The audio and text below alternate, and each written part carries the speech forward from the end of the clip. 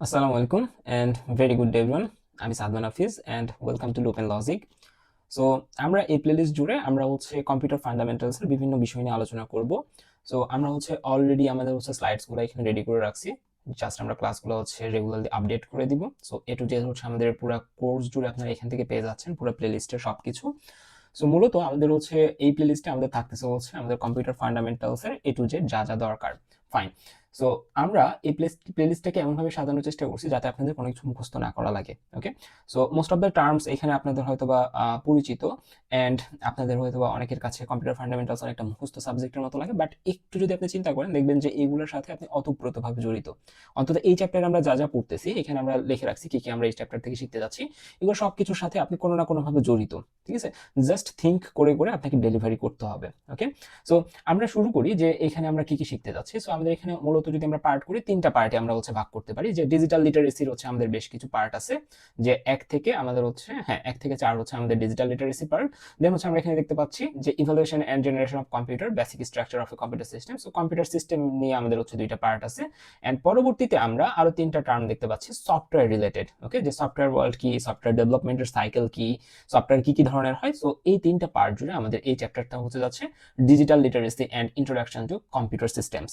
ওকে, so আমরা একটু শুরু করি। যে সর্বপ্রথম আমাদের যে স্লাইডটা আসে সেটা introduction to digital literacy. So first of all এই স্লাইডে আমরা প্রথমে ডিজিটাল লিটারেসি কি এটা পড়বো, এন্ড আফটার দ্যাট ডিজিটাল লিটারেসির কম্পোনেন্টস কি, এটা আমাদের কিভাবে সাহায্য করতেছে আমরা সবকিছু এখানে জানবো।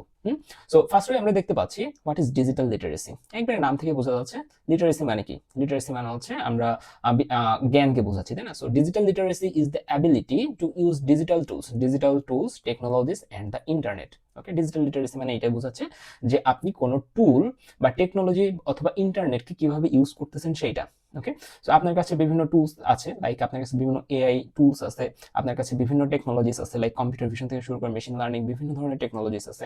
আপনার কাছে ইন্টারনেট অ্যাক্সেস আছে, বাট আপনি কিভাবে এটাকে ইউজ করতেছেন, আপনি কি প্রপারলি ইউটিলাইজ করতে পারতেছেন কিনা, এই জ্ঞানটাকে আমরা বলতেছি কি ডিজিটাল লিটারেসি। এটা কি কি হেল্প করতেছে আমাদের? It helps people access, manage, evaluate, create and communicate information.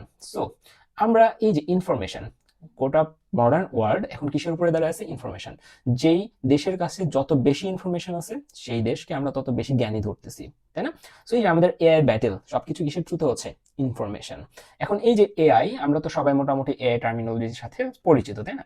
So আমরা দেখতেছি যে হ্যাঁ, এআই দিয়ে আমরা এখন বিভিন্ন ধরনের কন্টেন্ট বানাতে পারতেছি, বিভিন্ন ধরনের আমাদের ফেসবুক খুলে আমরা দেখতেছি বিভিন্ন ধরনের ভিডিও চলে আসতেছে একবারে হুবহু রিয়েল ভিডিওর মতো, তাই না? সো আপনি যদি ডিজিটালি লিটারেট না হন তাহলে আপনি জানবেন না এই ভিডিওটা এআই দিয়ে তৈরি, তাই না? সো আপনার মধ্যে আর ওই যে একজন ইলিটারেট মানুষের মধ্যে কোনো পার্থক্য থাকবে না, যে কিনা বিশ্বাস করবে হ্যাঁ এই ভিডিওটা কি দ্বারা তৈরি, মানুষের তৈরি। বাট আপনি জানতেছেন যে না, এই ভিডিও মানুষের দ্বারা তৈরি হইতে পারে না। আপনার বেশ কিছু কি ওইখানে বেশ কিছু পয়েন্ট বা সিমটম দেখে আপনি বুঝতে পারবেন যে ওকে ফাইন, এটা এআই দ্বারা তৈরি হইতে পারে, তাই না? সো এইটাই, it helps people access, manage, evaluate. এই যে ইভ্যালুয়েট করতে শিখাচ্ছে আপনাকে, ঠিক আছে? অ্যাক্সেস, ম্যানেজ আমরা পড়ে যাচ্ছি। Create and communicate information. Communicate information বলতে এই যে আপনি যদি নাই জানতেন যে ইউটিউব নামক একটা প্ল্যাটফর্ম আছে, বা ইউটিউব নামক কোনো প্ল্যাটফর্ম সম্পর্কে আপনার যদি আইডিয়া না থাকতো, তাহলে আপনি হয়তো বা এই প্লেলিস্টটা বা এই ভিডিওটা খুঁজেই পাইতেন না, তাই না? সো কমিউনিকেশন ইনফরমেশনের একটা মাধ্যম আমাদের কি এই ডিজিটাল লিটারেসি। সো এটা ইমফাসাইজ করে কিসের উপরে? Emphasizes effective and responsible use of digital resources. এই যে আমাদের ভিডিওর মতো শুরু করে যত ধরনের রিসার্চ আর্টিকেল থেকে শুরু করে যা কিছু আছে সব কিছুর ইফেক্টিভ ইউজের উপরে আমাদের কি করতেছে? ইমফাসাইজ করতেছে বা গুরুত্ব আরোপ করতেছে। ওকে ফাইন।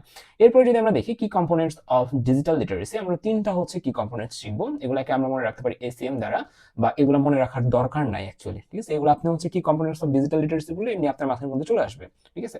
সো কি কম্পোনেন্টস কি? যে অ্যাক্সেসিং ইনফরমেশন, তারপর managing and evaluate information, and লাস্টে কি আছে? Creating and sharing content. Just এখানে যেটা পড়ছেন, accessing information, managing and evaluating information, and লাস্টেরটা create and communicate, sharing content. Okay fine. So accessing information দ্বারা আপনি কি বুঝতেছেন? আপনার কাছে একটা পুরা ইন্টারনেট আছে। পুরা ইন্টারনেট মানে কি? কত বিলিয়ন বিলিয়ন তথ্য এখানে আছে, ইউ ক্যান্ট ইমাজিন, তাই না?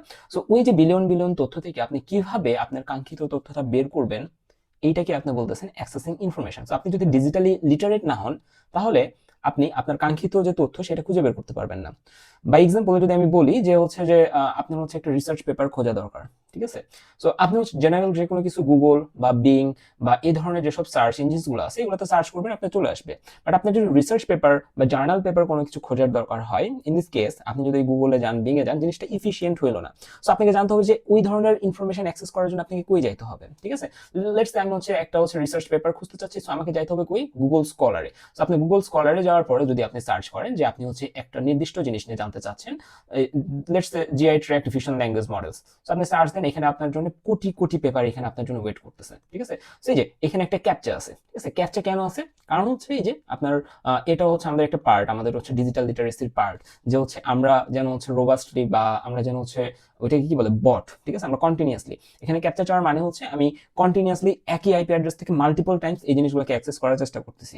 সো তারা যেন হচ্ছে তাদের সার্ভার লোডটাকে কমানোর জন্য আমাকে চেক করতেছে যে আমি কোনো রোবট কিনা, ঠিক আছে? বা এরকম কিছু আপনারা ধরতে পারেন। সো এই যে এখানে যদি আপনি দেখেন, এখানে প্রচুর পরিমাণ হচ্ছে আপনার কি আছে, রিসার্চ পেপারস আছে। বাট সেম জিনিসটাকে যদি হচ্ছে আপনি গুগলে সার্চ করতেন, ঠিক আছে? এটা গুগলের সার্চ ইঞ্জিন, আর একটু আগে যেটা দেখছেন এটা গুগল স্কলারের সার্চ ইঞ্জিন ছিল, এটা ছিল গুগল স্কলারের সার্চ ইঞ্জিন, আর এটা হচ্ছে গুগলের সার্চ ইঞ্জিন।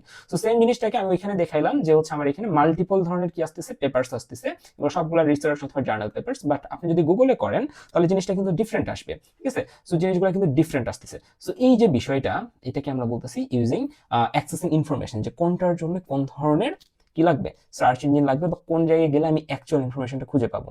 তারপরে কি বলছে, exploring online database. Online database, আমাদের বিভিন্ন ডেটাবেস আছে, সেই ডেটাবেসগুলো খুঁজে খুঁজে আমাদের হচ্ছে ডেটা বের করতে হয়, এগুলা using digital libraries and resources. So আপনার হচ্ছে এই যুগে এসে আপনার হচ্ছে ম্যাক্সিমাম জিনিস ডিজিটালি কনভার্ট হয়ে গেছে। আপনি একটা বই কিনবেন, ওকে ফাইন, আপনি হচ্ছে যদি অ্যামাজনের মতো কোনো প্রতিষ্ঠানের কথা চিন্তা করেন, ওইখানে যাবেন, যাওয়ার পরে বলবে তুমি কি হচ্ছে হার্ড কপি নিবা নাকি সফট কপি নিবা। যদি তুমি সফট কপি নাও তাহলে হচ্ছে তোমাকে এত টাকা পে করতে হবে, করে তুমি 1 বছর বা 2 বছর বা লাইফ টাইমের জন্য অ্যাক্সেস পাচ্ছ, ঠিক আছে? সো ওই যে রিসোর্সেস গুলো, অনলাইন ডিজিটাল লাইব্রেরিজ বা রিসোর্সেস গুলো ইউজ করা আমাদের শিখতে হবে, ঠিক আছে? এগুলো হচ্ছে আমাদের অ্যাক্সেসিং ইনফরমেশনের মধ্যে চাই। এরপর আমাদের কি আছে, এরপর আমাদের আছে হচ্ছে managing and evaluating information. So ফার্স্টে কি আছে, organizing digital data efficiently. So আপনার ডিজিটালি ডেটাগুলোকে এফিসিয়েন্টলি কিভাবে অর্গানাইজড করা যায় সেটা শিখতে হবে।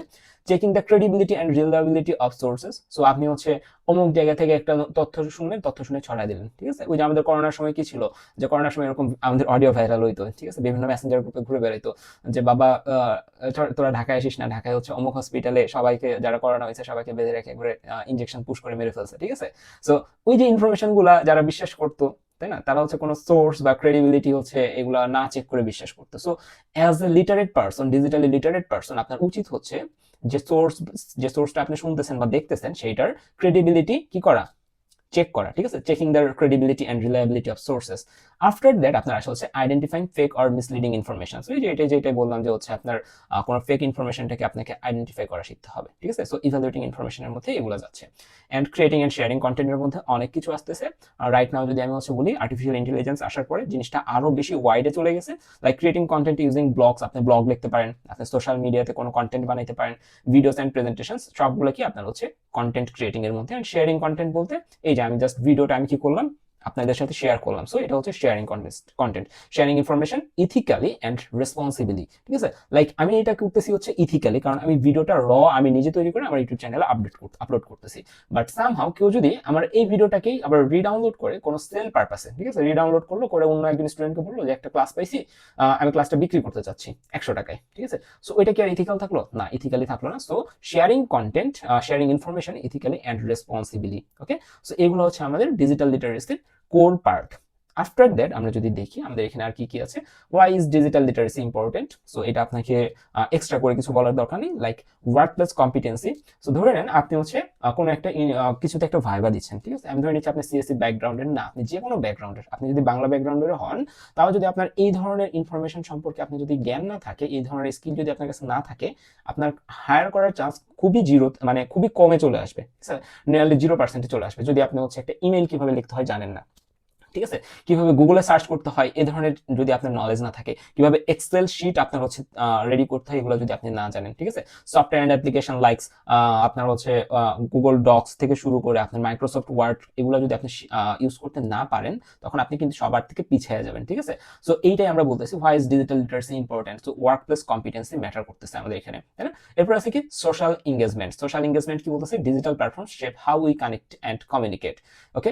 Digital literacy helps users interact responsibly on social media. যেমন হচ্ছে আমি যদি এখন আপনার কথা বলি যে আপনার ইউনিভার্সিটি একটা পোস্ট শেয়ার করছে, ওই জায়গায় যে হচ্ছে আপনি আজে বাজে কমেন্ট করতেছেন বা বিভ্রান্তমূলক কমেন্ট করতেছেন, সো এটা তো আপনার হচ্ছে করা উচিত না, তাই না?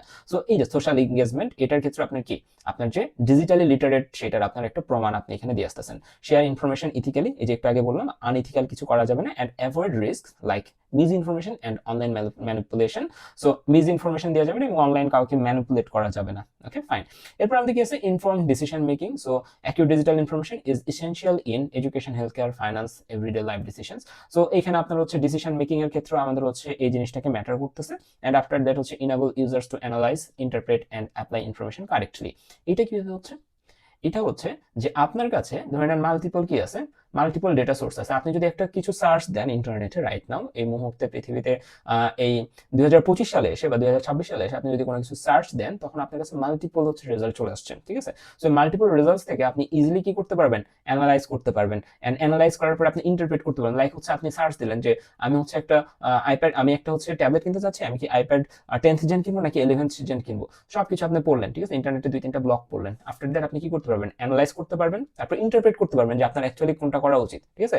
এবং আপনি ওই যে নলেজটা এখান থেকে গ্যাদার করলেন, এবং আপনার যেটা জরুরি, আপনার যদি টাকার সমস্যা হয় তখন আপনি কি করবেন, আপনার যদি হচ্ছে ওই আইপ্যাড 10th জেন দিয়ে আপনার কাজ চলবে তখন কি করবেন, অর্থাৎ অ্যাপ্লাইটা আপনি কারেক্টলি করতে পারতেছেন। ওকে, সো এটাই বলতেছে ইনফর্ম ডিসিশন মেকিং। ফাইন। এরপর আমরা যদি এক্সাম্পল নেই দুইটা, একটা স্টুডেন্টের ক্ষেত্রে ডিজিটাল লিটারেসি কিভাবে কাজ করে, একজন টিচারের ক্ষেত্রে এটা কিভাবে কাজ করে। ওকে, স্টুডেন্টসরা যদি রিসার্চ করে, রিসার্চ টপিককে খোঁজার জন্য আমাদের ডিজিটাল লিটারেসি খুবই ভালো মতো আমাদের জানতে হবে, ঠিক আছে? লাইক কোন জায়গা থেকে আমরা হচ্ছে পেপার পড়তে পারি, ঠিক আছে? তারপর হচ্ছে আমরা কোন জায়গা থেকে প্যারাফ্রেজিং করতে পারি, দেন হচ্ছে আমরা কিভাবে সাইটেশন লিখতে পারি, সবকিছু আমাদের হচ্ছে রিসার্চ, আমাদের হচ্ছে ডিজিটাল লিটারেসির মধ্যে পড়তেছে। Evaluate the credibility of sources. Credibility of sources বলতে আমি বুঝাচ্ছি, লেটস হচ্ছে আপনি এমন একটা রিসার্চ পেপার দেখছেন যেটার হচ্ছে কোনো ওই রকম হচ্ছে বিশ্বাসযোগ্যতা নাই, ঠিক আছে? সো আপনাকে কি করতে হবে, যে কোনো পেপারকে আপনি ট্রাস্ট করতে পারেন না, সেই পেপারের সম্পর্কে আপনার পেপারে আপনি লিখতে পারেন না। সো এক্ষেত্রে আপনার কি করতে হবে, ক্রেডিবিলিটিটা চেক করে নিতে হবে, ঠিক আছে? Correctly cite references in an academic paper. Like আপনি হচ্ছে আপনার পেপারে কিছু একটা অ্যাড করছেন যেটা অন্য আরেকটা পেপারে ছিল, এটা অন্যায়ের কিছু না, অন্য একটা পেপারের কথা আপনি আপনার পেপারে অ্যাড করতে পারেন, বাট এখানে আপনাকে ক্রেডিট দিতে হবে, ঠিক আছে? সো এটাকে আমরা বলি হচ্ছে citation. Okay, correctly cite references in an academic paper. After that আমরা যদি এই পোর্শনে আসি, a teacher uses digital literacy to search for reliable online teaching resources. So একজন টিচার কি করে, তার শিক্ষাদানের ক্ষেত্রে যা যা যে কন্টেন্টগুলো দরকার সেগুলোর জন্য সে হচ্ছে সার্চ করতে পারে। Evaluate the authenticity and relevance of digital content. So digital যে কন্টেন্টগুলো আছে সেগুলোর অথেন্টিসিটি অ্যান্ড রিলেভেন্সি চেক করতে পারে। Create digital lessons materials. Like হচ্ছে আমি যদি এখন আপনার জন্য এই স্লাইডটা না বানাতাম, জিনিসটা হজবরল টাইপের হয়ে যেত, তাই না? সো এই যে স্লাইডটা আমি বানাইছি, এটা স্লাইড বানানোর জন্য তো আমার ডিজিটাল লিটারেসির প্রয়োজন হয়েছে, তাই তো? After that use online platforms to communicate with students. আমরা যদি হচ্ছে এখন কথা বলি, অনলাইন প্ল্যাটফর্মের মধ্যে একবারে টপে আছে করোনার পরে বা করোনার সময় থেকে, সেটা হচ্ছে জুম আছে, দেন হচ্ছে আমাদের গুগল মিট আছে। সো এগুলো হচ্ছে আমাদের কি ব্যবহার করা শিখতে হবে টিচার্সদের। Share materials responsibly while respecting copyright and ethics. Like আমি হচ্ছে যে কি করলাম, আমার কাছে 4-5টা বই আছে, 4-5টা বইয়ের অনলাইন কপি থেকে আমি সবগুলা বই থেকে একটা করে স্ক্রিনশট নিলাম, নিয়ে হচ্ছে আমি একটা স্লাইড বানিয়ে বললাম, এই বাচ্চারা এটা হচ্ছে আমার অরিজিনাল স্লাইড, আমি সারা রাত জেগে জেগে এটা বানাইছি। এটা করা যাবে না। So share materials responsibly while respecting copyright and ethics. Okay, so এটা হচ্ছে টিচারের পার্সপেক্টিভ থেকে ডিজিটাল লিটারেসির উদাহরণটা গেল। এরপরে যদি আমরা দেখি, এরপরে আমাদের আছে হচ্ছে communication and collaboration tools. So communication and collaboration tools সম্পর্কে আপনারা সবাই জানেন। সো এখানে আমরা দেখতে পাচ্ছি ডিজিটাল কমিউনিকেশন টুলস এর মধ্যে কি কি আছে, ইমেইল আছে, সো আপনি ইমেইল দ্বারা কমিউনিকেট করতে পারেন। ইনস্ট্যান্ট মেসেজিং টুল আছে, like slack, Microsoft teams. So এগুলো হচ্ছে কি ইনস্ট্যান্ট মেসেজিং অ্যাপস বা সফটওয়্যার। এরপর আপনি হচ্ছে ভিডিও কনফারেন্সিং এর জন্য, এটাও তো কি একটা কমিউনিকেশন টুলস, তাই না? সো ভিডিও কনফারেন্সিং এর জন্য জুম আছে, গুগল মিট আছে, টিমস আছে, ঠিক আছে? সো এগুলো হচ্ছে আমাদের ডিজিটাল কমিউনিকেশন টুলস। এরপর আমরা আসি কোলাবোরেশন টুলস। কোলাবোরেশন টুলস হচ্ছে, লেটস সে আপনি হচ্ছে একটা প্রজেক্টে কাজ করতেছেন, এখন একটা প্রজেক্টে মাল্টিপল পার্সন কাজ করতেছে, ঠিক আছে? মাল্টিপল পার্সন যদি আপনারা একটা প্ল্যাটফর্মে যদি কানেক্টেড থাকেন, তাহলে কি হয়ে গেল, আপনি কি কাজ করতেছেন, অন্যজন কি কাজ করতেছে, সবগুলো কিন্তু আপনারা হচ্ছে লাইভে দেখতে পাচ্ছেন, ঠিক আছে? লেটস আমি হচ্ছে আমরা হচ্ছে 10,000 লাইনের একটা কোডিং জার্নি শুরু করছি, ঠিক আছে? এখন 10,000 লাইনের একটা কোডিং জার্নি শুরু করার পরে আমি যদি আমার লোকাল ডিভাইস অর্থাৎ আমার কম্পিউটারে যদি করি অনলাইন ছাড়া, তাহলে আমি হচ্ছে একভাবে করব, ঠিক আছে? আমার আরেকটা টিম মেম্বার সে আরেকভাবে করবে, আরেকটা টিম মেম্বার সে আরেকভাবে করবে। সো দরকার নেই, তাহলে আমরা কি করতে পারি, আমরা হচ্ছে কমন একটা কিছু শেয়ার করতে পারি যেটা অনলাইনে থাকবে। এই অনলাইনে থাকার সুবিধাটা হচ্ছে আমি যা করব একবারে রিয়েল টাইমে আমার টিম মেম্বারও সেটা দেখতে পাবে এবং অ্যাক্সেস করতে পারবে, আদার্স টিম মেম্বাররাও সেটা অ্যাক্সেস করতে পারবে যাদের এই গ্রুপ বা এই প্রজেক্টে অ্যাক্সেস থাকবে। এরকম কি কি আছে, গুগল ড্রাইভ আছে, আমাদের ওয়ান ড্রাইভ আছে, আমাদের হচ্ছে এই যে গুগল ডক্স আছে। সো এগুলো আমাদের কি, এগুলো হচ্ছে আমাদের কোলাবোরেশন টুল। এরপরে প্রজেক্ট ম্যানেজমেন্ট টুলস এর মধ্যে আছে ট্রেলো, অ্যাসানো, তারপর হচ্ছে আমাদের ওভারলিফ। ঠিক আছে, ওভারলিফ হচ্ছে আমাদের খুবই ভালো কাজ করে রিসার্চ পারপাসে। সো এগুলো হচ্ছে আমাদের কোলাবোরেশন টুলস। এরপরে যদি আমরা দেখি ethics and responsible use of technology, so এখান থেকে আমাদের কি কি দেখবো, সো এগুলো বাচ্চাকালের পড়া, ইথিক্স কি কি, রেসপন্সিবিলিটি কি কি, digital etiquette. So digital etiquette কি, ডিজিটাল এটিকেট হচ্ছে লেটস সে আপনি একটা মেসেজ ইমেল লিখতেছেন আপনার হচ্ছে টিচারের কাছে, ঠিক আছে, সো আপনি কখনোই হাই দ্বারা শুরু করবেন না, করবেন না, সেটা ডিজিটাল এটিকেট একটা, তাই না? Respectful and responsible online behaviour, so আপনাকে এখানে প্রফেশনাল ল্যাঙ্গুয়েজ ইউজ করতে হবে। প্ল্যাগারিজম এন্ড কপিরাইট, ওই যে বারবার যেটা বলতেছি, আপনি হচ্ছে জাস্ট আপনাকে আমি একটা অ্যাসাইনমেন্ট দিলাম, let's say as a teacher আমি আপনাকে যদি একটা অ্যাসাইনমেন্ট দিই এবং আপনি যদি একটা চ্যাট জিপিটি বা জেমিনি ইউজ করে আমাকে যদি ওই অ্যাসাইনমেন্টটা করে আমাকে সাবমিট করেন, তাহলে এটা তো হইলো না, তাই না? সেটাকে আমরা বলতেছি প্ল্যাগারিজম। আর কপিরাইট কি, কপিরাইট হচ্ছে অন্যের কন্টেন্ট চুরি করে নিয়ে এসে নিজের বলে চালাই দেওয়া, ঠিক আছে, সো কপিরাইট। সো আপনি করতে পারেন এটা, বাট আপনাকে এখানে ক্রেডিট দিতে হবে, giving proper credit to original creators, original যে তৈরি করছে তাকে ক্রেডিট দিতে হবে, এবং এটা যদি দেন তাহলে আমি আপনাকে 0 দিয়ে দেবো আপনার অ্যাসাইনমেন্টে, তাই না?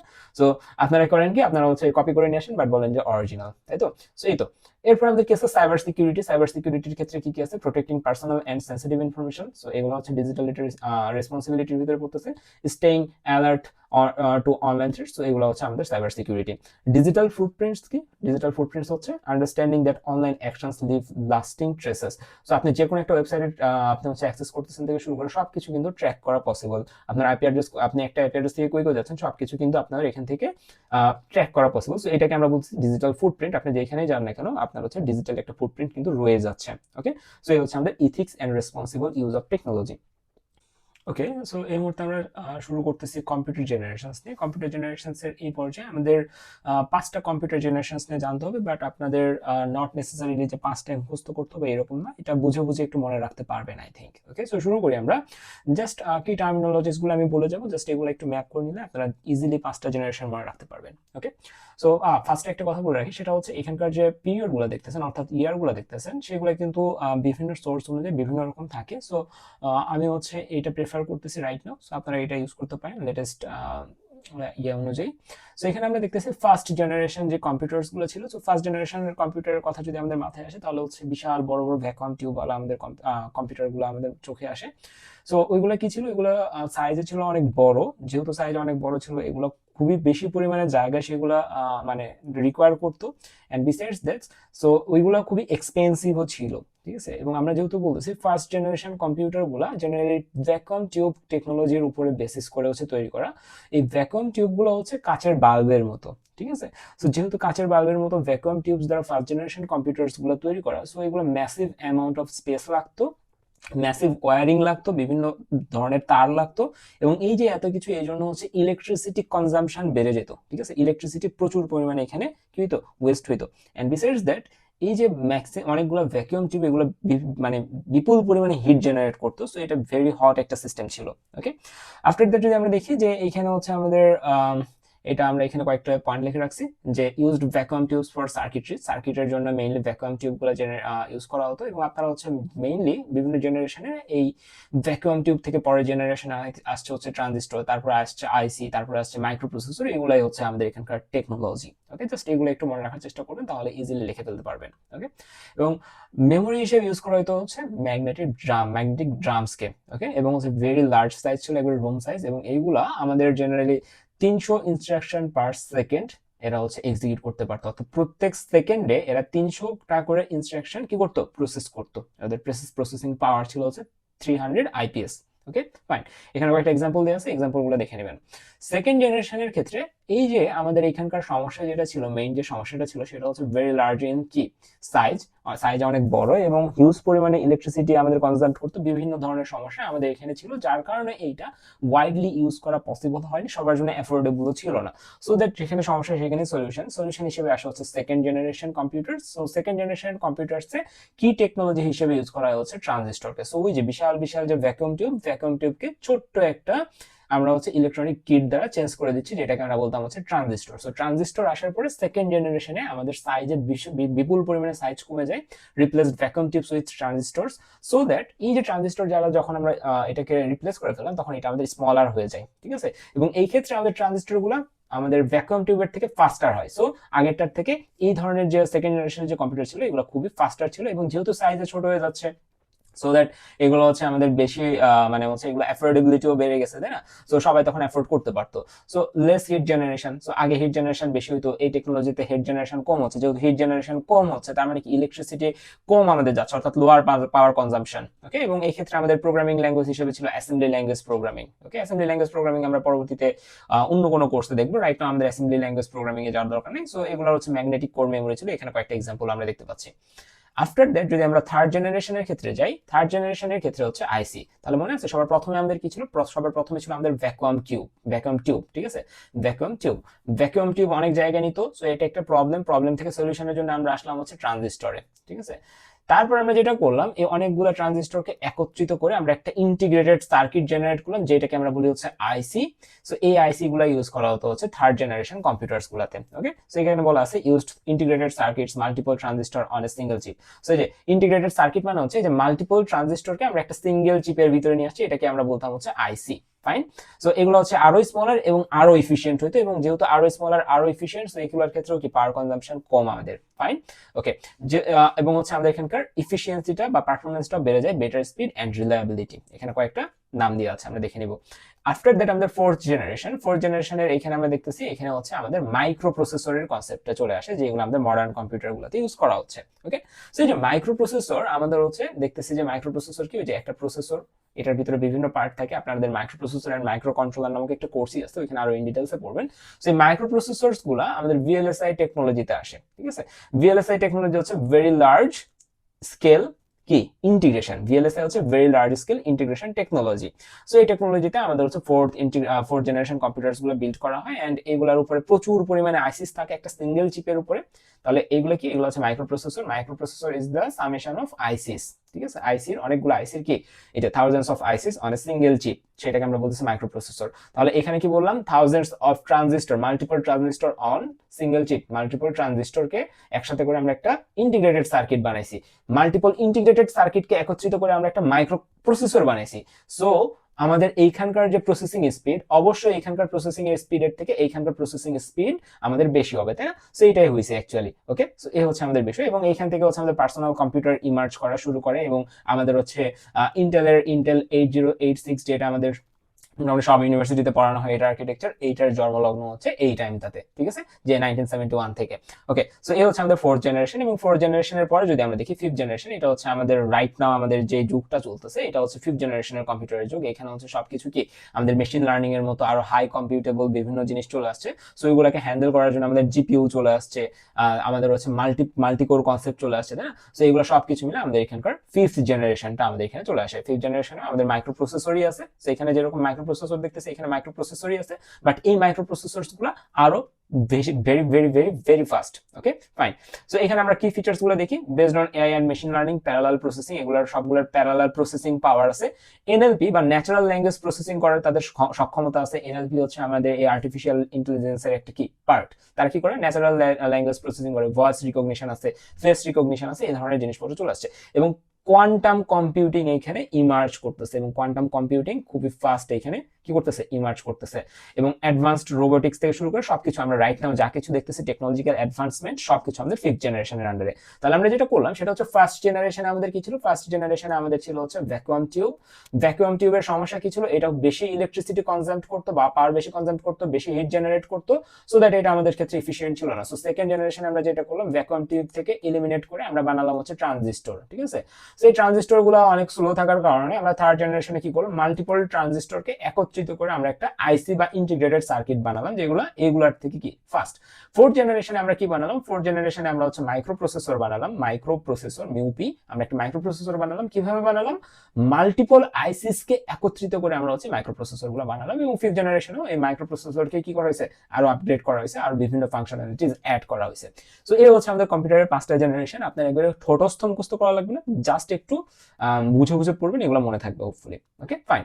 সো আমরা হচ্ছে আমাদের একটা বেসিক কম্পিউটারের ফাংশনাল ব্লকস সম্পর্কে জানবো, যে একটা কম্পিউটারের কি কি ফাংশনাল ব্লকস আছে।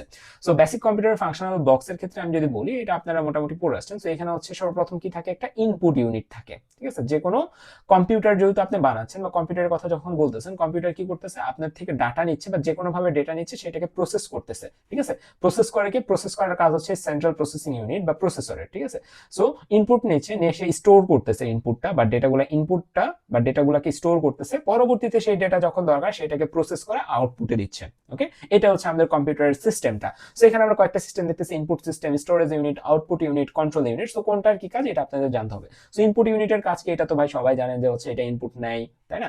তারপর হচ্ছে ইনপুটে যদি আমি এ দেই, এটাকে আবার কম্পিউটার তো হচ্ছে আমরা জানি 0 এবং 1 ছাড়া কিছু বোঝে না। তারপরে আমি যখন এ প্রেস করতেছি, তখন কি অ্যাকচুয়ালি এ যাচ্ছে কম্পিউটারের কাছে, নাকি এ কে সামওয়ান হচ্ছে এর বদলে এর অন্য একটা ভ্যালু কম্পিউটারের কাছে পাঠাচ্ছে, তাই না। সো এই ধরনের কাজগুলো করে ইনপুট ইউনিটস। আমরা এখানে যদি দেখি, accepts data and instructions from the user, ইউজারের কাছ থেকে ডেটা এবং ইনস্ট্রাকশনস গুলো গ্রহণ করে। কনভার্টস ইনপুট, এই যে মাত্র যেটা বললাম, আপনি যে এ প্রেস করতেছেন, কম্পিউটার কি এ পাচ্ছে, converts input into a form the computer can understand. অর্থাৎ আপনি যখন এ প্রেস করতেছেন, তখন আপনারা এর হচ্ছে আস্কি ভ্যালু, আস্কি টেবিল নামক একটা টেবিল আছে। এই আস্কি টেবিলটা বলে যে যদি কেউ এ প্রেস করে, তাহলে হচ্ছে অ্যাকচুয়ালি সে 65 প্রেস করতেছে, তখন এই 65 বা এটার যে হচ্ছে বাইনারি ভ্যালু আছে, সেটা ধরে নেন হচ্ছে এখানে যাচ্ছে। Okay, so converts input into a form the computer can understand. So computer understandable ফর্মে আপনার ইনপুটটাকে পাস করা কাজ হচ্ছে কার, ইনপুট ইউনিটের। Sends data to primary storage for processing. So এইখান থেকে আপনার হচ্ছে ডিরেক্ট এই প্রাইমারি স্টোরেজেও কি পাঠানো হয়, এই ডেটাগুলোকে পরবর্তীতে হচ্ছে প্রসেসিং এর জন্য পাঠানো হয়, ঠিক আছে। সো ইনপুট ইউনিট থেকে এই কাজগুলো আপনারা করেন। সো ইনপুট কি কি দ্বারা দিতে পারেন, সো এই যে আমি হচ্ছে রাইটিং পার্ট দ্বারা লিখতেছি, সো এই যে এখানে আমি ইনপুট দিচ্ছি। তারপরে আমি যদি হচ্ছে কিবোর্ড দ্বারা লিখি, কিবোর্ডের থ্রুতে আমি ইনপুট দিচ্ছি। মাউস দ্বারা আমি যে মাউস দিয়ে নাড়ায় নাড়ায় আমি ইনপুট দিচ্ছি, তাই না। সো এগুলো হচ্ছে আমার সবগুলো কি ইনপুট ইউনিট। আউটপুট ইউনিটের ক্ষেত্রে কি, এই যে আমরা ইনপুট দিলাম, ইনপুট করার ডেটা আমাদের এখানে প্রসেস হচ্ছে, প্রসেস হওয়ার পরে একটা রেজাল্ট জেনারেট হচ্ছে, জেনারেট হয়ে সেটা আমাদের কাছে প্রদর্শিত হচ্ছে। সো এই প্রদর্শন করাই হচ্ছে আউটপুট ইউনিটের কাজ। এবং এই যে এখানে আমরা ইনপুট দিচ্ছি, আমরা লেটস সে এ ইনপুট দিচ্ছি, কম্পিউটার এ রিসিভ করতেছে না, কম্পিউটার রিসিভ করতেছে কোন একটা বাইনারি নাম্বার। এখন এই যে বাইনারি নাম্বার রিসিভ করার পরে সে কি করবে, যে ক্যালকুলেশন গুলো করবে বা যে প্রসেসিং গুলো করবে, সেই প্রসেসিং গুলো তো বাইনারিতেই করবে, তাই না। কারণ প্রসেসিং করার পর রেজাল্ট আসছে, ধরে নেন বিশাল বড় একটা বাইনারি নাম্বার, ঠিক আছে। ধরে নিচ্ছি 1000টা 0 এবং 1 এর কম্বিনেশন একটা রেজাল্ট আসছে। সো এটা যদি আউটপুট ইউনিট বা মনিটরে আমাকে প্রিন্ট করে, আমি তো কিছুই বুঝবো না 0 1 দেখে, তাই না। সো আউটপুট ইউনিটের কাজ হচ্ছে যে সেন্ট্রাল প্রসেসিং ইউনিট বা এইখান থেকে যে আউটপুটটা জেনারেট হচ্ছে, এইটা আবার হিউম্যান রিডেবল ফর্মে কি করা, প্রিন্ট করা, স্ক্রিনে দেখাতে পারে অথবা আমরা হচ্ছে প্রিন্টারের সাহায্যে দেখতে পারি, ঠিক আছে। সো এইটাই। So the output unit receives the result generated by the computer after processing. These results are initially encoded or machine readable form, এই যে coded বা machine readable form এ থাকে, which is not directly meaningful to users. So মানুষের কাছে directly এটা meaningful না। তাহলে output unit কি করে, এটাকে কনভার্ট করে, it converts the coded data into a human acceptable and readable format, so that আমরা দেখতে পাচ্ছি, ঠিক আছে, such as text, image, sound or video. Finally it delivers the converted information. তারপরে এই কনভার্টেড ইনফরমেশনটা সে হচ্ছে প্রিন্টারের থ্রুতে বা সে হচ্ছে যে মনিটরের থ্রুতে আমাদের কাছে কি করতেছে, ভিজুয়ালাইজ করতেছে। ওকে, সো এটা হচ্ছে আউটপুট ইউনিটের কাজ। এরপরে আমরা দেখবো হচ্ছে স্টোরেজ ইউনিট, যে আমাদের কম্পিউটার স্টোরেজ ইউনিট কিভাবে আমাদের হচ্ছে কাজ করতেছে, এবং স্টোরেজ ইউনিট কত প্রকার সেটাও দেখতে হবে আমাদের। স্টোরেজ ইউনিট মূলত দুই প্রকার, একটাকে বলি হচ্ছে প্রাইমারি স্টোরেজ এবং আরেকটাকে বলি আমরা হচ্ছে সেকেন্ডারি স্টোরেজ, ঠিক আছে। একটা হচ্ছে প্রাইমারি স্টোরেজ আর একটা হচ্ছে সেকেন্ডারি স্টোরেজ। সেই যে প্রাইমারি স্টোরেজ আবার কারা, প্রাইমারি স্টোরেজ হচ্ছে মূলত র্যাম এবং রোমকে আমরা প্রাইমারি স্টোরেজ বলি, র্যাম এবং রোম। এন্ড সেকেন্ডারি স্টোরেজ কারণ আমরা হচ্ছে এসএসডি বা হার্ড ডিস্ক, এগুলাকে হচ্ছে কি বলি, সেকেন্ডারি স্টোরেজ বলি। ওকে, এখন কিছু কমন আপনাদের হচ্ছে আমি হচ্ছে কোশ্চেন করি, যেমন হচ্ছে লেটস সে আপনি ধরেন কম্পিউটার একটা গেম ডাউনলোড দিলেন, সেটা কই যাবে, সে কি প্রাইমারি স্টোরেজ যাবে নাকি হচ্ছে সেকেন্ডারি স্টোরেজ যাবে, তাই না। সো আপনি যে কোনো কিছু ডাউনলোড করলে সেটা জেনারেলি সেকেন্ডারি স্টোরেজে চলে যায়, ঠিক আছে, সেটা জেনারেলি কই চলে যায়, সেকেন্ডারি স্টোরেজে চলে যায়। সো আপনি যেটাই ডাউনলোড করেন না কেন সেটা সেকেন্ডারি স্টোরেজে চলে যায়, কারণ হচ্ছে প্রাইমারি স্টোরেজ গুলা কি হয়, ভোলাটাইল হয়। ভোলাটাইল মানে হচ্ছে আপনি ধরেন আমি যদি রাইট নাও কম্পিউটারটা মুছে বন্ধ করে ফেলি, কম্পিউটারটা অন করার পরে প্রাইমারি স্টোরেজে যা ছিল সবকিছু কি হয়ে যাবে, মুছে যাবে, ঠিক আছে। বাট সেকেন্ডারি স্টোরেজে আমি একটা মুভি সেভ করে রাখলাম, আমি যদি এখন কম্পিউটারটা অফ করে আবার অন করি, ইন দিস কেস আমি অন করেও কিন্তু সেকেন্ডারি স্টোরেজে যে সেম মুভিটা পাবো। ওকে, সো দ্যাট আমরা মুভি বা গেম এগুলো ডাউনলোড করার পরে কই রাখি, আমরা সেকেন্ডারি স্টোরেজে রাখি। তাহলে প্রাইমারি স্টোরেজের কাজ কি, এটাতে যদি আমরা নাই রাখি, ঠিক আছে। সো এটা খুবই কমন একটা কোশ্চেন যে প্রাইমারি স্টোরেজের কাজ কি, কেন র্যামের দাম কম, কেন এসএসডি র্যামের দাম বেশি এসএসডির দাম কম, তাই না? সো এটার একটা কারণ আছে। কারণটা হচ্ছে আপনার যে সেন্ট্রাল প্রসেসিং ইউনিট বা সিপিইউ আছে এটা খুবই ফাস্ট কাজ করে, ঠিক আছে? মিলিয়ন মিলিয়ন ইনস্ট্রাকশন সে প্রত্যেক সেকেন্ডে এক্সিকিউট করে, মিলিয়নস অফ ইনস্ট্রাকশনস সে কি করে প্রত্যেক সেকেন্ডে এক্সিকিউট করে। এখন এই সিপিইউ এত ফাস্ট কাজ করে কিসের সাপেক্ষে করে? সে কি একাই কাজ করতে পারে? আচ্ছা হচ্ছে না, সিপিইউ কখনো একা কাজগুলো করতে পারে না, তার বিভিন্ন আদার্স ডিভাইসের কি লাগে, সাহায্য লাগে। সো তার হচ্ছে সবচেয়ে বেশি যেটা সাহায্য লাগে সেটা হচ্ছে ডেটার বা স্টোরেজ ইউনিট। ডেটা কই থাকে? স্টোরেজে থাকে, তাই না? ডেটা স্টোর করি আমরা স্টোরেজে। সো সিপিইউ কোনো অপারেশনস করলো, অপারেশনসের জন্য সিপিইউ এর কি লাগবে? ডেটা লাগবে। ডেটা ছাড়া সিপিইউ কি করতে পারবে না? কোনো অপারেশন করতে পারবে না। এখন ডেটা চাওয়ার জন্য সে কার কাছে যাবে? স্টোরেজ ইউনিটের কাছে যাবে। এবং স্টোরেজ ইউনিটে কে কে আছে? প্রাইমারি স্টোরেজ আছে আর সেকেন্ডারি স্টোরেজ আছে। এখন এইটার মধ্যে থেকে সে কোনটা থেকে ডেটা নিবে? This is the question. Say always primary storage থেকে ডেটা নিবে, কারণ হচ্ছে প্রাইমারি স্টোরেজ গুলা খুবই ফাস্ট হয়, সেকেন্ডারি স্টোরেজ গুলা অনেক স্লো হয়, কিন্তু আমাদের সিপিইউ আমি কি বললাম অনেক ফাস্ট। সো সিপিইউ যদি অনেক ফাস্ট হয় তাহলে প্রাইমারি স্টোরেজ সে যার কাছ থেকে ডেটা নিবে সেটাকেও কি হইতে হবে? অনেক ফাস্ট হইতে হবে। সে যদি এই প্রাইমারি স্টোরেজ থেকে না নেয়, সেকেন্ডারি স্টোরেজ থেকে নেয়, তার মানে কি সে হচ্ছে এখানে স্লো হয়ে যাচ্ছে। সো সেটা চায় না। সো দ্যাট সে হচ্ছে অলওয়েজ, আমরা হচ্ছে মেমোরির বলতে আমরা এই র্যাম কে বোঝাচ্ছি, ঠিক আছে? তাহলে সিপিইউ অলওয়েজ কার কাছ থেকে ডেটা নেয়? প্রাইমারি স্টোরেজের কাছ থেকে ডেটা নেয়, ঠিক আছে? প্রাইমারি স্টোরেজ বলতে র্যাম অথবা রোম। তাহলে এখন যদি আমি বলি, লেটস সে আমি অ্যাপসটাকে কেটে দিচ্ছি, হ্যাঁ, আমি হচ্ছে এটাকে আমি কেটে দিচ্ছি। সো লেটস সে আমি হচ্ছে এই যে এটা আমার visual studio code apps. So এটা এখন রাইট নাও কিসে আছে? এটা আছে হচ্ছে আমার সেকেন্ডারি স্টোরেজ বা আমার যে এসএসডি আছে সেইটাতে। আমি যখন এটাকে ক্লিক করব, ক্লিক করার সাথে সাথে এটা রান করা শুরু করবে, ঠিক আছে? সাথে সাথে না, কিছুটা সময় নেবে, 2 সেকেন্ড 3 সেকেন্ড, তাই না? সো এই যে আমি ক্লিক করার পরে 2-3 সেকেন্ড সময়টা নিচ্ছে কেন, তাই না? এটা আপনাকে বুঝতে হবে।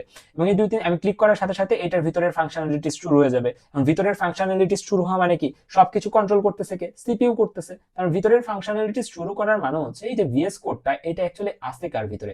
ভিএস কোডটা নরমালি আছে হচ্ছে সেকেন্ডারি স্টোরেজের ভিতরে। তো যখনই আপনি এই ভিএস কোডে ডাবল ক্লিক করতেছেন, তার মানে আপনি বলতেছেন যে ভিএস কোডকে আপনি ওপেন করবেন। এখন ভিএস কোডকে যখনই ওপেন করবেন, ভিএস কোডটা কি করবে? সেকেন্ডারি স্টোরেজ থেকে তার ডেটাগুলা প্রাইমারি স্টোরেজে নিয়ে যাবে। প্রাইমারি স্টোরেজে নিয়ে গেল। এখন প্রাইমারি স্টোরেজে আসার পরে সেই সিপিইউ এর সাথে খুব ফাস্ট কি করতে পারবে? ইন্টারঅ্যাক্ট করতে পারবে। সো লেটস সি, আমি হচ্ছে এখানে ক্লিক করব, ক্লিক করার সাথে সাথে একটু সময় নিয়ে এটা খুলে যাবে। এই যে সে কি করলো? সে এতক্ষণ ধরে কই ছিল? সে এতক্ষণ ধরে সেকেন্ডারি স্টোরেজে ছিল। যখনই আমি এটাকে ক্লিক করলাম, ক্লিক করার সাথে সাথে সে কি হলো? প্রাইমারি স্টোরেজে চলে আসলো। কেন আসলো? কারণ আমি এখন এখানে ফাংশনালিটিস করব, সকল ফাংশনালিটিস নিয়ন্ত্রণ করবে কে? সিপিইউ। সিপিইউ যদি সবকিছু নিয়ন্ত্রণ করে, সিপিইউ কার কাছ থেকে ডেটা যাবে? আমাদের র্যামের কাছ থেকে বা প্রাইমারি স্টোরেজের কাছ থেকে যাবে, ঠিক আছে? সো এটা একটু বললাম, এটা মনে রাখা অতটা জরুরি না, but as a CSC student আপনার এইটুকু ফান্ডামেন্টাল জ্ঞান থাকা জরুরি, I think. Okay, fine. So storage unit থেকে আমরা কি কি পড়লাম? দুইটা ভাগ পড়লাম, primary storage and secondary storage. এবং প্রাইমারি স্টোরেজের বেশ কিছু বৈশিষ্ট্য আছে। এই যে ইট অ্যালোস ফাস্ট অ্যাক্সেস, এটা কি খুবই ফাস্ট অ্যাক্সেস। এই যে এতক্ষণ ধরে যে গল্পগুলো করলাম, এখন সবগুলো এখানে আপনি মিলে যাবে। It allows fast access to data, okay, which helps the CPU. CPU কে কি করে? অপারেশনস পারফর্ম করতে সাহায্য করে। ওকে, সো এখন আর মুখস্থ করা লাগবে না যে প্রাইমারি স্টোরেজ ফাস্ট নাকি সেকেন্ডারি স্টোরেজ ফাস্ট, সিপিইউ কার কাছ থেকে ডেটা নেয়, এগুলো আর আপনার মুখস্থ করতে হবে না। Since it is directly accessible, এটা যেহেতু directly accessible by the CPU, processing speed is high. তার মানে আমাদের প্রাইমারি স্টোরেজের প্রসেসিং স্পিড কি? High. Primary storage has limited capacity. এই যে তার এত হাই স্পিড হওয়ার কারণ কি? তার limited capacity. Secondary storage generally 512 GB, 1 terabyte হয়।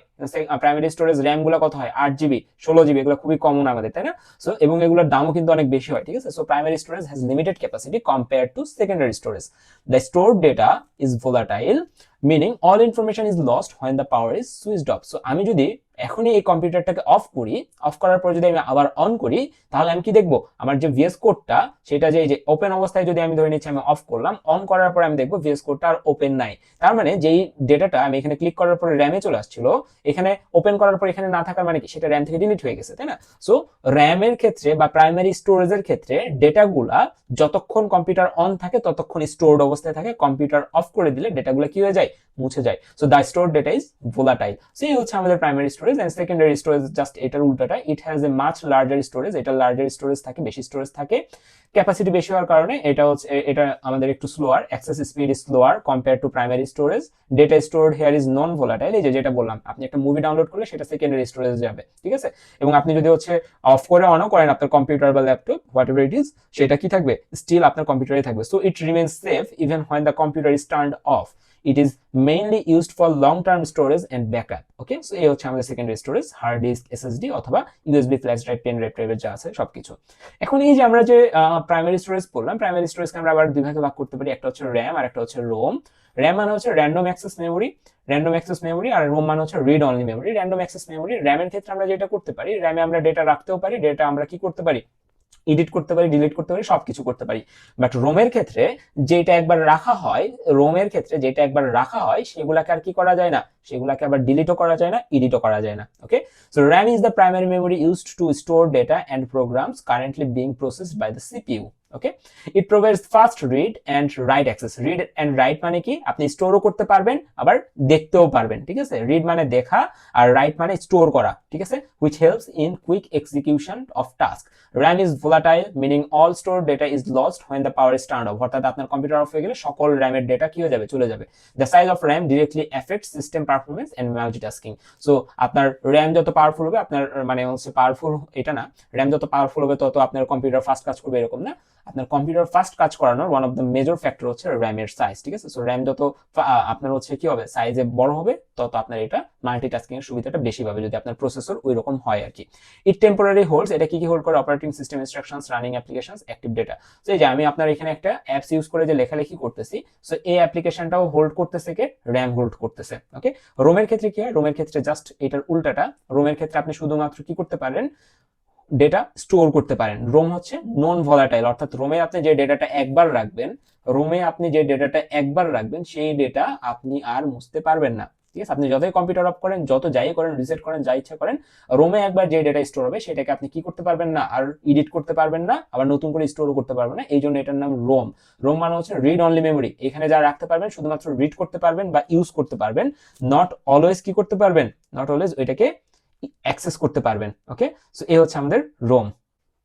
সো আমাদের র্যামের পরে আসা হচ্ছে আমাদের সিপিইউ পার্ট। সো আমরা এখানে যদি একটু দেখি, আমাদের সিপিইউ পার্টটাকে আমরা এই যে এখানটা যদি আমরা দেখি, আমাদের এখানে সিপিইউ পার্টটাকে আমরা আবার মূলত দুই ভাগে ভাগ করতে, একটা হচ্ছে কন্ট্রোল ইউনিট বলতেছি, আর একটাকে আমরা হচ্ছে অ্যারিথমেটিক লজিক্যাল ইউনিট বা এএলইউ বলতেছি। সো সেন্ট্রাল প্রসেসিং ইউনিট বা সিপিইউ কে আমরা আবার কয়টা ভাগে ভাগ করতেছি, দুইটা ভাগে ভাগ করতেছি। একটার নাম হচ্ছে সিইউ আর একটার নাম হচ্ছে এএলইউ। ওকে, সো আমরা দেখি কোনটার কাজ কি। সিইউ মানে হচ্ছে কন্ট্রোল ইউনিট, আর এএলইউ মানে হচ্ছে arithmetic logic unit. Okay, fine. So আমরা জানি কম্পিউটার যা কিছু করে তার ভিতরে, তার ইমেজ স্টোরিং থেকে শুরু করে একটা ইমেজ প্রদর্শন, এডিটিং, যা কিছু করে সবকিছু করে হচ্ছে বাইনারিতে, অর্থাৎ 0 এবং 1 এ। ওকে, এবং আমরা এইটাও জানি কম্পিউটার শুধুমাত্র অ্যাডিশন অপারেশন ছাড়া আর কিছু পারে না। ওকে, সো কম্পিউটার যা কিছু করতেছে সবকিছু কি করতেছে, আমাদের এই 0-1 এর সাথে করতেছে, ঠিক আছে। সো কন্ট্রোল ইউনিট আমাদের যেটা বলে, কন্ট্রোল ইউনিট কাইন্ড অফ ওই যে মুরব্বি টাইপের, যে কোনো একটা ফাংশনে মুরব্বিরা অলওয়েজ কি করে, ইনস্ট্রাক্ট করে, আর ছোটরা কি করে, সেই ইনস্ট্রাকশন গুলো শোনে, ঠিক আছে। সো কন্ট্রোল ইউনিট তার সাথে যে আদার্স যে ইউনিট গুলো আছে, কন্ট্রোল ইউনিটের সাথে আদার্স ইউনিট বলতে ইনপুট ইউনিট আছে, মেমোরি ইউনিট আছে, এএলইউ আছে, আউটপুট ইউনিট আছে। কন্ট্রোল ইউনিটের সাথে এদেরকে বলা হয় হচ্ছে পেরিফেরাল ইউনিট, ঠিক আছে, পেরিফেরাল ইউনিট বা peripheral devices. So control unit যেটা করে সেটা হচ্ছে তার পেরিফেরাল ডিভাইসেস কে কখন কোন কাজ করবে সেই নির্দেশনা দেয় হচ্ছে control unit. Okay, so control unit directs and coordinates all activities of the computer system. এই কম্পিউটার সিস্টেমের যত অ্যাক্টিভিটি আছে সবকিছু কন্ট্রোল করা হচ্ছে কন্ট্রোল ইউনিট বা এই মুরব্বির কাজ। ওকে, সো এর সাথে connected input unit, output unit, memory unit, L unit সবকিছু কন্ট্রোল করে এ। তারপরে আমরা দেখতেছি CU interprets, control unit interprets instruction fetched from memory and decides what operation should be performed. Okay, so control unit যেটা করে সেটা হচ্ছে আমাদের মেমোরি থেকে বিভিন্ন ইনস্ট্রাকশনস গুলোকে নিয়ে আসার পরে সে কি করে, কি অপারেশন করতে হবে সেইটার ডিসিশনও নেয় হচ্ছে কন্ট্রোল ইউনিটস। কিন্তু সে নিজে কোনো অপারেশন করে না, what operation should be performed এইটা সে হচ্ছে ডিসাইড করে, বাট নিজে কোনো কি করে না, অপারেশন করে না। It send control signals but does not perform actual calculation. সে কন্ট্রোলের সিগন্যাল গুলো পাঠায়, বলে তুমি এটা করো, ওকে, বাট নিজে কোনো অপারেশন করে না। সে তার অপারেশন গুলা পাস করে দেয় এএলইউ বা অ্যারিথমেটিক লজিক্যাল ইউনিটের কাছে। ওকে, এই ALU এর কাছে। অ্যারিথমেটিক লজিক্যাল ইউনিট কি বলতেছে, the ALU performs all arithmetic and logical operations in the computer. So এই যে 01 এর খেলার ভিতরে যত প্রকার অপারেশন হয় সবগুলো পারফর্মড হয় এই ALU এর ভিতরে, এবং এই ALU এর যে কোনো অপারেশন পারফর্মের জন্য যে ডেটাগুলো নেয়, ডেটাগুলো লাগবে, সেই ডেটাগুলো এনে দেয় হচ্ছে control unit. Okay fine. Arithmetic operations include করা অ্যাডিশন, সাবট্রাকশন, মাল্টিপ্লিকেশন, ডিভিশন সবকিছু ALU তে হয়। সবকিছু লজিক্যাল অপারেটর থেকে শুরু করে সবকিছু আমাদের এই ALU হ্যান্ডেল করে।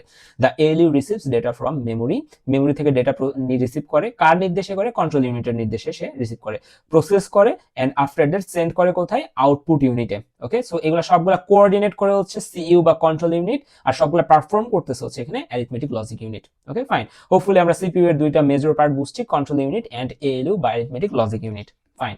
এরপরে যদি আমরা দেখি, এরপরে আমাদের আছে হচ্ছে the world of software. Okay, so software কি, এটা আমরা সবাই জানি। Software is the invisible force that enables us to interact with computer and perform task on digital devices. এত কিছু পড়া যাবে না, সফটওয়্যার কি আপনারা জানেন, আমি ওই মুখস্থ বিদ্যা পড়াচ্ছি না আপনাদের। সো সফটওয়্যারকে আমরা মেইনলি আবার দুইটা ভাগে ভাগ করতে পারি, আর একটা সাব টাইপ আছে, এটা আমরা একটু পরে দেখতেছি। একটাকে বলে আমরা সিস্টেম সফটওয়্যার, আর একটাকে বলে হচ্ছে আমরা অ্যাপ্লিকেশন সফটওয়্যার। সিস্টেম সফটওয়্যার কারা? সিস্টেম সফটওয়্যার হচ্ছে তারাই যারা হচ্ছে আমাদের কম্পিউটারকে স্মুথলি রান করতে সাহায্য করে। ওকে, আমাদের কম্পিউটারকে স্মুথলি রান করতে সাহায্য করে, এগুলো হচ্ছে সিস্টেম সফটওয়্যার। যেমন একটা অপারেটিং সিস্টেমের কথা চিন্তা করতে পারেন, ঠিক আছে। যেমন আমার এটা হচ্ছে একটা অ্যাপলের ডিভাইস, তো এইটার সিস্টেম সফটওয়্যার কি, এটার সিস্টেম সফটওয়্যার হচ্ছে ম্যাক, ঠিক আছে ফাইন, বা ম্যাক ওএস, ঠিক আছে, ম্যাক অপারেটিং সিস্টেম। আপনার যদি উইন্ডোজের কোনো ডিভাইস হয় তাহলে আপনার ওইখানকার অপারেটিং সিস্টেম হিসেবে কি থাকবে, মানে আপনার যদি HP বা এই ধরনের হয় তাহলে কমনলি ইনস্টল করা কি থাকে, উইন্ডোজ। তাহলে উইন্ডোজ কি, উইন্ডোজ একটা অপারেটিং সিস্টেম, সো ওই উইন্ডোজ হচ্ছে আমাদের সিস্টেম সফটওয়্যার। বা আপনার কম্পিউটার আপনি উইন্ডোজও চালাচ্ছেন না, ম্যাকও চালাচ্ছেন না, আপনি লিনাক্স নামাইছেন, তার মানে কি লিনাক্সও একটা কি অপারেটিং সিস্টেম সফটওয়্যার। সো এগুলো সবগুলো হচ্ছে সিস্টেম সফটওয়্যার, ঠিক আছে। Operating system Mac OS, Windows operating system, Linux operating system সবাই হচ্ছে সিস্টেম সফটওয়্যার। অ্যাপ্লিকেশন সফটওয়্যার কারা? অ্যাপ্লিকেশন সফটওয়্যার হচ্ছে তারাই যারা ইউজারকে হেল্প করে একটা স্পেসিফিক টাস্ক পারফর্ম করতে। Okay, help user perform specific task. So system software বাদে যা কিছু দেখেন সবকিছু হচ্ছে অ্যাপ্লিকেশন সফটওয়্যার। এই যে আমি এই অ্যাপসে লিখতেছি, অ্যাপসটার নাম নোটাবিলিটি, সো এই নোটাবিলিটি অ্যাপস আমাকে লেখার জন্য সাহায্য করতেছে, সো এটা হচ্ছে একটা অ্যাপ্লিকেশন সফটওয়্যার। আপনি ইউটিউব অ্যাক্সেস করতেছি, ধরে নিচ্ছি আপনি ল্যাপটপে করলে ক্রোমের মাধ্যমে করতেছেন, মোবাইল থেকে করলে ইউটিউব অ্যাপসের মাধ্যমে করতেছেন, সেটাও একটা অ্যাপ্লিকেশন সফটওয়্যার। সো এক কথায় সিস্টেম সফটওয়্যার বাদে যা কিছু আছে সবকিছু অ্যাপ্লিকেশন সফটওয়্যার। এখানে তাদের মধ্যে বেশ কিছু ডিফারেন্স দিয়ে আছে, ডেফিনেশন, পারপাস কি, operates and control system hardware, এটা হচ্ছে কোনো কাজ করার জন্য তারা আমাদের হেল্প করে, অ্যাপ্লিকেশন সফটওয়্যারগুলো সবকিছু আমাদের এখানে বলা আছে, এগুলো আপনারা একটু দেখে নেবেন। ওকে, যে অপারেটিং সিস্টেম হচ্ছে system software, MS Word, Microsoft Word, Google Chrome, Adobe Photoshop সবগুলো হচ্ছে application software. Okay fine. So এগুলো হচ্ছে আমাদের system software and application software গেল। এবং আরেকটা টাইপের সফটওয়্যার আমি বলছিলাম, সেটা হচ্ছে ইউটিলিটি সফটওয়্যার, যেটা এক প্রকার কি আমাদের অ্যাপ্লিকেশন সফটওয়্যার। ওকে, সো এটা কি কি ইউটিলিটি সফটওয়্যার, অ্যান্টিভাইরাস আছে, ফাইল কম্প্রেসর আছে, বা যে জিপ যেগুলো আছে, জিপ ফাইল যেগুলো, এগুলো কম্প্রেসরস, তারপর ব্যাকআপ টুলস, এগুলো সবগুলো হচ্ছে ইউটিলিটি সফটওয়্যার। ওকে, এরপর আমাদের আছে প্রোগ্রামিং সফটওয়্যার, মানে ওই অ্যাপ্লিকেশন সফটওয়্যারকে আমরা ফার্দার ভাগ করলে এগুলো আসে প্রোগ্রামিং সফটওয়্যার। প্রোগ্রামিং সফটওয়্যার হচ্ছে সেসব সফটওয়্যার যেগুলোর থ্রুতে আমরা কি করি, প্রোগ্রামিং গুলো করি, ঠিক আছে, রিলেটেড কোডগুলো করি। একটু আগে VS দেখলেন, সেটা কি, সেটা একটা সফটওয়্যার, সেটা কি, সেটা হচ্ছে আমাদের একটা প্রোগ্রামিং সফটওয়্যার। ওকে, কম্পাইলার্স, এই যে আপনি প্রোগ্রাম করছেন, আপনি প্রোগ্রাম করেন হচ্ছে যে নিজে বোঝেন এরকম ভাষা, আপনি কি 01 এর ভাষায় কোনোদিন প্রোগ্রাম করতে দেখছেন কাউকে? হচ্ছে না, কিন্তু কম্পিউটার তো বোঝে হচ্ছে 01, তাই না। আপনি হচ্ছে প্রোগ্রাম করেন নিজের মতো করে, বা মানুষ বানাইছে এরকম একটা ভাষা, মানুষের বোধগম্য এরকম একটা ভাষা আপনি প্রোগ্রাম লেখেন। বাট কম্পিউটার, আমি মাত্র একটু আগে কি বলছি, কম্পিউটার 01 ছাড়া কিছু বোঝে না। তাহলে এই যে আপনি যে ভাষায় লিখছেন সেই ভাষা থেকে কম্পিউটারের ভাষায় নিয়ে যাওয়ার জন্য একজন কাজ করে, তাকে আমরা বলি কম্পাইলার, ঠিক আছে। তাহলে কম্পাইলার হচ্ছে আমাদের একটা প্রোগ্রামিং সফটওয়্যার। সেটা কি করে, ট্রান্সলেট করে কোডকে, ফ্রম হিউম্যান রিডেবল কোডকে সে মেশিন রিডেবল কোডে কনভার্ট করে কম্পাইলার, ঠিক আছে। ডিবাগার্স কি করে, এই যে আপনি যে কোড লিখছেন এখানে যদি কোনো ভুল থাকে সেখান থেকে ভুলগুলোকে ফাইন্ড আউট করা ডিবাগার্স এর কাজ। ওকে ফাইন, এই হচ্ছে আমাদের প্রোগ্রামিং সফটওয়্যার। সো ফাইন, আমরা তো সফটওয়্যার সম্পর্কে মোটামুটি জানলাম, বাট এই যে সফটওয়্যার বানানোর একটা সাইকেল মেনটেন করতে হয়। ইন্ডাস্ট্রি পার্সপেক্টিভ থেকে চিন্তা করলে এটাকে আমরা বলি হচ্ছে SDLC বা সফটওয়্যার ডেভেলপমেন্ট লাইফ সাইকেল। ওকে, যে একটা সফটওয়্যার ডেভেলপ করতে কি পরিমাণ টাইম লাগতেছে, এটাকে আমরা 6টা ফেজে ভাগ করতে পারি। 6টা ফেজ আমরা এখানে লিখছি, আমরা 6টা ফেজ ক্রমান্বয়ে হচ্ছে একটু কভার করার চেষ্টা করি। সো আমরা এখানে দেখতেছি আমাদের 6টা ফেজের প্রথমটা হচ্ছে অ্যানালাইসিস, দেন হচ্ছে design, development, testing, deployment and maintenance. Okay, so analysis actually কি হয়, অ্যানালাইসিস ফেজে কি হয়, অ্যানালাইসিস ফেজে আমাদের যে রিকোয়ারমেন্টস গুলো আছে, লেটস আমি একটা ওয়েবসাইট বানাবো, আমার ওয়েবসাইটে কি কি ফিচার লাগবে, বা আমি একটা অ্যাপস বানাবো, সেই অ্যাপস এর সফটওয়্যারে আমাদের কি কি ফিচার্স লাগবে, সবগুলো রিকোয়ারমেন্টস আমি কি করব, গ্যাদার করব। ওকে, তারপর কি করব, ডিফাইন প্রজেক্ট স্কোপ আমি এখানে ডিফাইন করব, ফিজিবিলিটি অ্যানালাইসিস যে আমাদের এই যে সলিউশনটা করতেছি বা যেটা বানাচ্ছি এটা কি ফিজিবল কিনা এটা আমরা করব। তারপর রিসোর্স প্ল্যানিং, ঠিক আছে, রিসোর্স প্ল্যানিং বলতে আমি ধরে নেন আমি আপনাকে একটা ওয়েবসাইট বা একটা কিছু বানাইতে বলছি, আমি আপনাকে $500 দিলাম, ঠিক আছে, তার মানে আপনাকে বানাইতে হবে ওই $500 ভিতরে, তার মানে কি আপনাকে ওই $500 ইকুয়ালি স্প্লিট করে আপনার রিসোর্স পারচেস করতে হবে বা রিসোর্স গুলোকে ইউজ করতে হবে। এটার জন্য একটা প্ল্যানিং লাগবে যে আপনার এই রিকোয়ারমেন্টস পূরণ করতে কি কি কত পরিমাণ টাকা লাগবে, এটা হচ্ছে রিসোর্স প্ল্যানিং এ যাবে। টিম মেম্বার্স কারা, CTO, chief technical officer, business analyst, project manager, product owner. So এরা হচ্ছে এই অ্যানালাইসিস পার্টের টিম মেম্বার। ফাইন, অ্যানালাইসিস হয়ে যাওয়ার পরে আমরা যাই সেটা ডিজাইনিং এ, ঠিক আছে। ডিজাইনিং এ কি হচ্ছে, সিস্টেম আর্কিটেকচার, ডিজাইনিং এর হচ্ছে সিস্টেম আর্কিটেকচার, কি ধরনের কি ইউজ হবে, ডেটাবেস ডিজাইন, কি ডেটাবেস ইউজ করা হবে, ইউজার ইন্টারফেস ইউআই অথবা ইউজার এক্সপিরিয়েন্স ওয়্যার ফ্রেমস এগুলো ডিজাইন হবে, এন্ড টেকনিক্যাল স্পেসিফিকেশন সবকিছু আমাদের এই ডিজাইন সেগমেন্টে হয়ে যাবে। টিম মেম্বার কারা, system architect and UX UI designer. Okay fine, development ফেজে কি হবে, এটার পর ডেভেলপমেন্ট ফেজ, অর্থাৎ এই যে এতক্ষণ যা কিছু হলো সবকিছু এখন এইগুলো কি হবে এক্সিকিউট করা হবে। সো এই ডেভেলপমেন্ট ফেজে কোড রাইট করা হবে, ফিচার বিল্ড করা হবে, ইউনিট টেস্টিং করা হবে, কোড রিভিউ করা হবে, সবকিছু হবে আমাদের ডেভেলপমেন্ট ফেজে, ঠিক আছে। সো এই জন্য আমাদের দরকার হচ্ছে front end developer and back end developer. Okay, so এক মিনিট, ডেভেলপমেন্টের পরে আমাদের আসলে হচ্ছে টেস্টিং ফেজ। টেস্টিং ফেজ আমরা যেটা করি সেটা হচ্ছে আমরা কোয়ালিটি অ্যাসুরেন্স করি, যে ডেভেলপড প্রোডাক্টের কোয়ালিটি অ্যাসুরেন্স করি, বাগ যদি থাকে বাগগুলো আইডেন্টিফাই করি, বাগ ফিক্স করি। এরপর আমরা টেস্টিং করি, টেস্টিং বলতে আমাদের স্কেলেবিলিটি চেক করি, যে আমরা হয়তো বা কয়েকজন মিলে চেক করে দেখি যে আমার ওইটা কাজ করে কিনা, ঠিক আছে, বা বেশি লোড পড়ে গেলে, ট্রাফিক লোড পড়ে গেলে কিরকম পারফর্ম করতেছে, সবকিছু আমরা এখানে টেস্ট করতেছি। সিকিউরিটি টেস্টিংও করা হয়, সিকিউরিটি টেস্টিং এর পরে আমরা মোটামুটি এগুলো সবকিছু সলভ করার পরে আমরা হচ্ছে সামনের স্টেজে যাই। এখানে টিম মেম্বার হিসেবে কারা কারা থাকে, solutions architect, QA engineer, QA মানে হচ্ছে কোয়ালিটি অ্যাসুরেন্স ইঞ্জিনিয়ার, এবং সফটওয়্যার কোম্পানিগুলোতে এসকিউএ নামক একটা পোস্ট থাকে, সফটওয়্যার কোয়ালিটি অ্যাসুরেন্স, এদের কাজ হচ্ছে সফটওয়্যারের কোয়ালিটি অ্যাসিওর করা। এরপর থাকে tester and developer. Okay, so এই হচ্ছে আমাদের ফেজটা গেল। টেস্টিং ফেজের পরে আমরা যাই হচ্ছে ডিপ্লয়মেন্ট, অর্থাৎ আমরা যেটা বানাইছি সেটা টেস্ট করছি, টেস্ট করার পরে এখন ডিপ্লয়মেন্টের জন্য মার্কেট রেডি সে। ওকে, সো ডিপ্লয়মেন্টের ফেজে আমরা কি করি, রিলিজ টু প্রোডাকশন রিলিজ করি, সার্ভার কনফিগারেশন হয়, database migration and user training. Okay, so সবকিছু এখানে আমাদের হয়ে যায়। এরপর আমাদের এখানে টিম মেম্বার থাকে ডেটা অ্যাডমিনিস্ট্রেটর এবং ডেভঅপস। এরপরে আমাদের মেইনটেনেন্সটা আর কি, আপনার ধরে নেন হচ্ছে ওয়েবসাইট চলাকালীন সময়ে যদি কোনো বাগ টাগ পাওয়া যায় বা যদি কোনো ইরর হয় তখন মেইনটেনেন্স, ঠিক আছে। আপনারা বিভিন্ন এই যে আপনার ফাইবার বা আপওয়ার্ক নামক যেসব ফ্রিল্যান্সিং প্ল্যাটফর্মগুলো আছে, তারা যখন এরকম ডেভেলপমেন্টের কিছু একটা অফার করে, তারা বলে হচ্ছে 4 মাসের মেইনটেনেন্স সাপোর্ট। তার মানে কি, এই যে তারা প্রোডাক্ট বানায় দিবে, ডিপ্লয়মেন্ট পর্যন্ত বানায় দেওয়ার পরে 4 মাস পর্যন্ত আপনার প্রোডাক্ট লাইভ থাকা অবস্থায় 4 মাস পর্যন্ত তারা আপনাকে ফ্রি সাপোর্ট দিবে, এইটাই তারা বুঝাচ্ছে, ঠিক আছে। সো এই হচ্ছে আমাদের 6 phases of the software development cycle. আশা করি মোটামুটি কিছুটা হলেও বুঝতে পারছেন। ওকে, বেশি কিছু মুখস্থ করতে হবে না, জাস্ট 2-3 বার স্লাইডগুলো দিবেন, স্লাইডটা আমি হচ্ছে ডেসক্রিপশনে দিয়ে দিব, সো এখান থেকে আপনারা দেখে নেবেন। সো স্লাইডগুলো একটু দেখবেন, আপনার হোপফুলি আহামরি কোনো সমস্যা হওয়ার কথা না। সো এই তো, আমরা যদি টোটালটা সামারি করি, আজকে আমরা কি কি শিখলাম, আমরা হচ্ছে প্রথমে দেখলাম যে হাবিজাবি কয়েকটা জিনিস দেখলাম, ইন্ট্রোডাকশন টু ডিজিটাল লিটারেসি কি, সেটার ইম্পর্টেন্স কি, আমাদের এটার টুলস কি কি আছে, communication and collaboration tools, ethics and responsibility আমরা প্রথমে শিখলাম। এরপর আমরা শিখলাম হচ্ছে কম্পিউটার জেনারেশনস, 5টা জেনারেশন ছিল। ফার্স্ট জেনারেশনে ছিল ভ্যাকুয়াম টিউব, তারপরে ভ্যাকুয়াম টিউবের সমস্যার জন্য আসলো ট্রানজিস্টর খুবই স্লো কাজ করে, এই জন্য মাল্টিপল ট্রানজিস্টরকে একসাথে করে করা হলো আইসিস। আরো ফাস্ট দরকার, তখন অনেকগুলো আইসি কে মিলে একসাথে তৈরি করা হলো কি মাইক্রো প্রসেসর বা মিউপি মাইক্রো প্রসেসর। এরপরে মাইক্রো প্রসেসরকে আরো আপডেট করা হলো। এই হচ্ছে আমাদের আপাতত এই কম্পিউটার জেনারেশনস। ওকে ফাইন, এরপর আমরা দেখতেছি সফটওয়্যার ওয়ার্ল্ড সম্পর্কে, তারপর আমরা দেখছি basic structure of computer, basic of structure of computer থেকে ইনপুট আউটপুট সম্পর্কে জানছি, input output devices, storage unit কি, তারপর আমাদের স্টোরেজ ইউনিটের পর আমাদের সিপিইউ এর ভিতরে যে দুইটা পার্ট আছে সিইউ এন্ড এএলইউ, এগুলো সম্পর্কে জানছি। এরপর আমরা যদি দেখি দা ওয়ার্ল্ড অফ সফটওয়্যার, এখান থেকে আমরা কি কি জানছি, সফটওয়্যার কি, কত ধরনের সফটওয়্যার আছে, সবকিছু এখান থেকে জানছি। And after the types of software দেখলাম, আমাদের ওই যে ইউটিলিটি সফটওয়্যার কারা, তারপর আমাদের সিকিউরিটি সফটওয়্যার কারা, সবকিছু আমরা এখানে দেখছি। এন্ড এসডিএলসি, একটা সফটওয়্যার ডেভেলপ করতে কিভাবে প্ল্যানিং করা হয়, কোন প্ল্যানিং এ বা কোন স্টেজে কে কাজ করে, সবকিছু আমরা এই এসডিএলসি বা সফটওয়্যার ডেভেলপমেন্ট লাইফ সাইকেলে দেখে ফেলেছি। সো এই হচ্ছে আমাদের আজকের লেকচার, আশা করছি ভালো লেগেছে। যদি ভালো লেগে থাকে তাহলে অবশ্যই লাইক করবেন এন্ড ফ্রেন্ডসদের সাথে শেয়ার করবেন এন্ড চ্যানেলটা সাবস্ক্রাইব করবেন। ওকে, সো আমরা কন্টিনিউয়াসলি একটার পর একটা সবগুলা ভিডিও দিচ্ছি, সবগুলা সাবজেক্ট আমরা কভার করার চেষ্টা করব সিএসসি রিলেটেড। সো দেখা হচ্ছে পরবর্তী কোনো ভিডিওতে। আল্লাহ হাফেজ।